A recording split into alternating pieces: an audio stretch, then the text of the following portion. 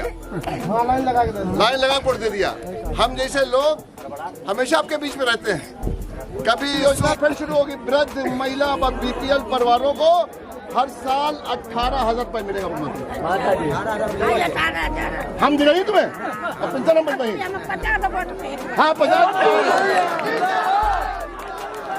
उत्तर प्रदेश पूरी तरह से चुनावी रंगत में अब रंग चुका है और गांव-गांव में प्रत्याशी अलग अलग दलों के जा रहे हैं, लोगों के बीच अपनी बातें समझा रहे हैं। इस समय इंडियन ओपिनियन की टीम हरदोई जनपद की शाहाबाद विधानसभा में मौजूद है और आप देख सकते हैं कि यहाँ पर एक चौपाल है। जनता के बीच समाजवादी पार्टी के प्रत्याशी आसिफ खान बब्बू यहाँ जनता के बीच आए हुए हैं, लोगों को समझा रहे हैं। इसी तरह के नज़ारे विधानसभा क्षेत्र में सभी क्षेत्रों में उन सभी क्षेत्रों में जहाँ अब चुनाव होने हैं वहाँ प्रत्याशी सक्रिय हैं, अलग अलग दलों के अपने वोटर्स को समझा रहे हैं, उन्हें अपने तर्कों से प्रभावित कर रहे हैं और ये कोशिश कर रहे हैं कि लोकतंत्र में जो ये मौका मिलता है चुनाव का, तो ये मौका उनके लिए सफल हो और सत्ता की सीढ़ी मजबूती से वो तैयार कर सकें अपनी पार्टी के लिए, अपने लिए। और आप देख रहे हैं कि लोगों के बीच जाके लोगों को समझाना, लोगों को ये बताना कि किन मायनों में उनकी पार्टी दूसरी पार्टियों से बेहतर है, ये एक मुश्किल काम होता है। राजनीति में चुनाव बहुत ही मुश्किल काम होता है और जो लोग इस मुश्किल को हल कर लेते हैं वो विधानसभा पहुंचते हैं, विधायक बनते हैं, मंत्री बनते हैं। तो आइए, समाजवादी पार्टी के प्रत्याशी यहाँ पर मौजूद हैं, लोगों से बातचीत करते हैं और जानते हैं कि इस क्षेत्र के क्या मुद्दे हैं और किस तरह से लोगों की समस्याओं को दूर करने का भरोसा सपा के प्रत्याशी दे रहे हैं।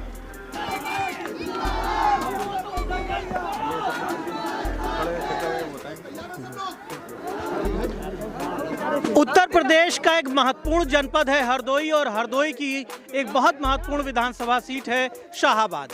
शाहाबाद सीट इस समय भारतीय जनता पार्टी के कब्जे में है।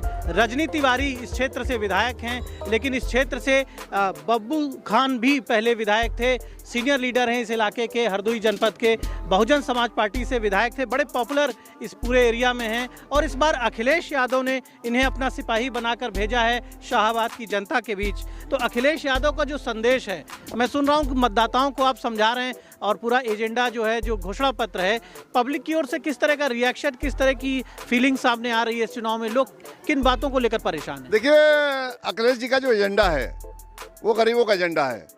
ये वो लोग हैं जिनके अगर सुबह मिल जाती है तो दोपहर को नहीं होती है, दोपहर को खा लेते हैं तो शाम का इंतजाम करना पड़ता है। परेशान है, 5 साल से पीड़ित करे जा रहे हैं, सरकार लूट रही इन लोग को है, मगर इनकी कोई सुनने वाला नहीं है।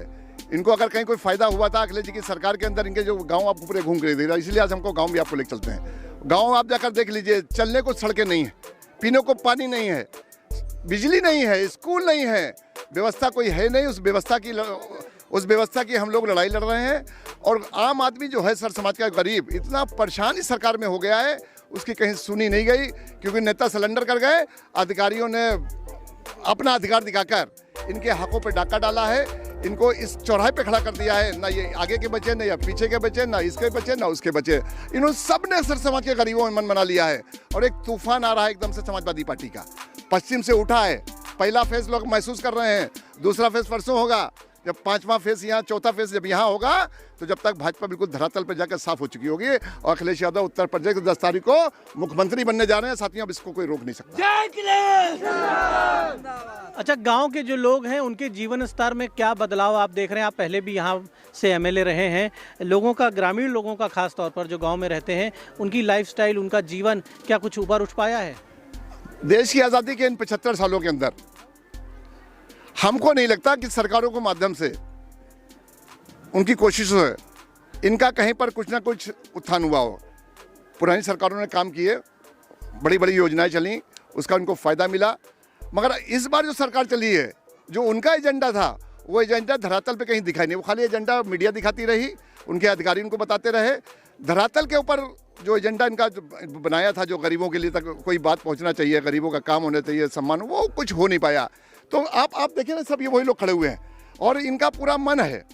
इनसे मैंने पूछा भी है क्या करना तुमको है, सब कह रहे हैं कि इस बार भाजपा को हटाना है, भाजपा को बदलना है और अखिलेश जी को लाना है। वो पूरा मन लोगों ने बना रखा है।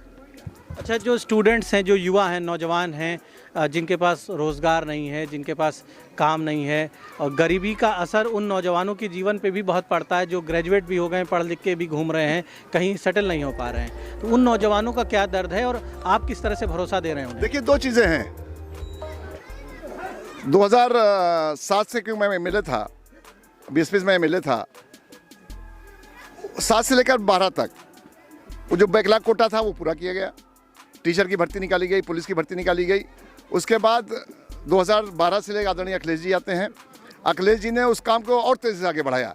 1,76,000 या 69,000 टीचरों को, मतलब ऐसे छोटे छोटे पैकेट भरे थे जिसको कोई सोच ही नहीं सकता है। वो वहाँ पर दिमाग सिर्फ अखिलेश यादव जी का गया, माननीय मुलायम सिंह यादव जी का गया। वो उस पैकेट से उन लोगों ने उठाए थे जहाँ वाकई में लोगों को नौकरी की ज़रूरत थी। उस नौजवान को वाकई में इस चीज़ की ज़रूरत थी कि अगर मेरे घर से या मेरे परिवार से कोई एक आदमी, शिक्षित आदमी अगर नौकरी पा जाएगा तो हमारे परिवार के 10 लोगों का पेट भर जाएगा। उस कमी को पूरा करने का काम आदरणीय अखिलेश यादव जी ने किया था। 1,69,000 लोगों को शिक्षा मित्र बनाया था और उनको परमानेंट किया था। पहले 10,000 दिए थे, उसके बाद उनको परमानेंट किया। देखिए, छोटे छोटे जो पैकेट भरे हैं वो अखिलेश जी ने भरे हैं। जैसे BLO का ब्लॉक के अंदर है, वो टोटल माननीय मुलायम सिंह यादव के टाइम से ले और आदरणीय अखिलेश यादव जी ने सरसमा के गरीबों को उठाने का काम किया था, उनको नौकरी देने का काम किया था। मगर इस सरकार ने दिया तो कुछ नहीं। ये कहा कि ये कहते हैं कि साहब मैंने 4.5 लाख नौकरियाँ दी हैं और 5 लाख के ऊपर इन्होंने कम से कम जबरन लोगों को रिटायर कर दिया। और जो सरकारी कर्मचारी है जिसका हक है पेंशन, क्योंकि रिटायरमेंट के बाद उसका वही स्रोत है, उसकी उसी पे आस्था होती है कि अगर पेंशन मिलेगी तो उससे हमारा परिवार पल जाएगा, हमारा बुढ़ापा कट जाएगा। 2004 से बंद है। कभी इस सरकार ने नहीं सोचा। ये सरकार न तो गरीबों की है, न नौजवानों की है, न मजदूरों की है, और न जो कर्मचारी जो लोग हैं जो नौकरी कर रहे हैं ये उनकी भी नहीं। उनसे काम तो लेना जानती है। आदरणीय अखिलेश जी ने कहा है कि सरकार बनने के बाद जो 17 लाख लोगों जिनकी पेंशन रुकी हुई है उस पेंशन को बहाल करने का सत्य काम करेंगे। और जो नौजवान रोजगार के मारे में, आप नहीं बता सकते, इन 5 सालों में ये इतना बड़ा गाँव है, इतने लोग खड़े हैं, इनसे किसों से पूछे, किसी की एक होमगार्ड में नौकरी नहीं मिलेगी होगी। नौकरी तो छोड़ दिए, होमगार्ड में भर्ती नहीं होगी, पुलिस में भर्ती नहीं हुई, टीचर में भर्ती नहीं हुई, छोटे छोटे डिपार्टमेंट में होते हैं उसमें भर्ती नहीं हुई। जो भर्तियां निकाली गई वो भर्तियां किसी न किसी माध्यम से रोक दी गई।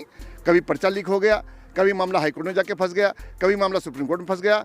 उसका सोल्यूशन कोई नहीं निकला। सोल्यूशन नहीं निकला तो जो लोग उस टाइम नौकरी की आस में 28-29 साल के थे वो आज 34-35 साल के हो गए, वो बड़े हो गए। वो उधर से भी गए और वो इधर से भी गए।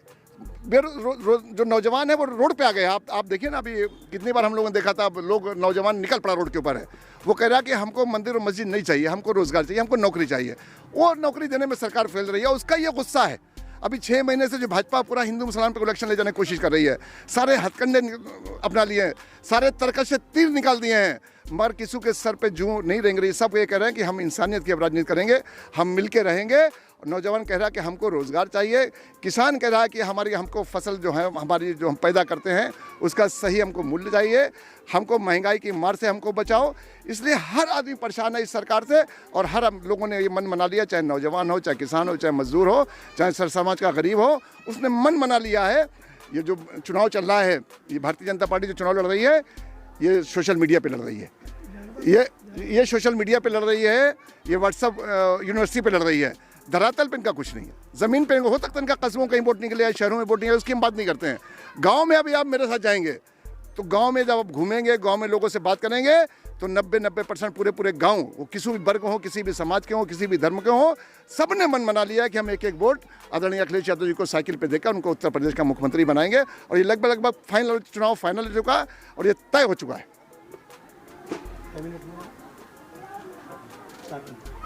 प्रश्न और कर लेते हैं। रजनी तिवारी जो यहाँ की MLA हैं, 5 साल MLA रही हैं और उनकी सरकार प्रदेश में, केंद्र में भी उनकी सरकार है, उनका किस तरह का आप देख रहे हैं परफॉर्मेंस क्षेत्र में? क्या काम उन्होंने करके दिया है? आप जाते हैं क्षेत्र में, हालांकि आप अपने लिए जा रहे हैं, लेकिन इंडिपेंडेंट एकदम निष्पक्ष राय क्या है आपकी?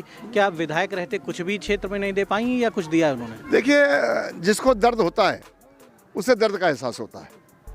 सामने खड़ा कोई चिल्ला रहा है तो हम उसका मजाक बनाते हैं कि पता नहीं झूठ बोल रहा है क्या कर रहा है। जिसको दर्द होता है, जब तक लोकल कैंडिडेट वो चाहे MLA हो चाहे MP हो, जब तक पार्टियां नहीं देंगी तो समस्या का समाधान है ही नहीं। हम आदरणीय रजनी तिवारी के बारे में कुछ नहीं कहना चाहते हैं, वो विधायिका रही हैं यहाँ से और अपने किस्मत से विधायिका रहती हैं हमेशा।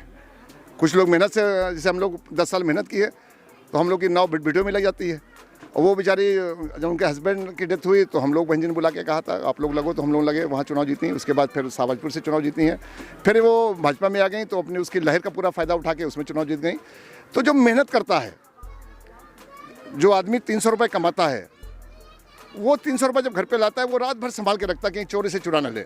ये 300 रुपये हमारे बच्चों की दवाई में काम आ जाएंगे, बच्चों की पढ़ाई में काम आ जाएंगे, आटा आ जाएगा, दाल आ जाएगा, वो बहुत संभाल के उस पैसे को रखता है।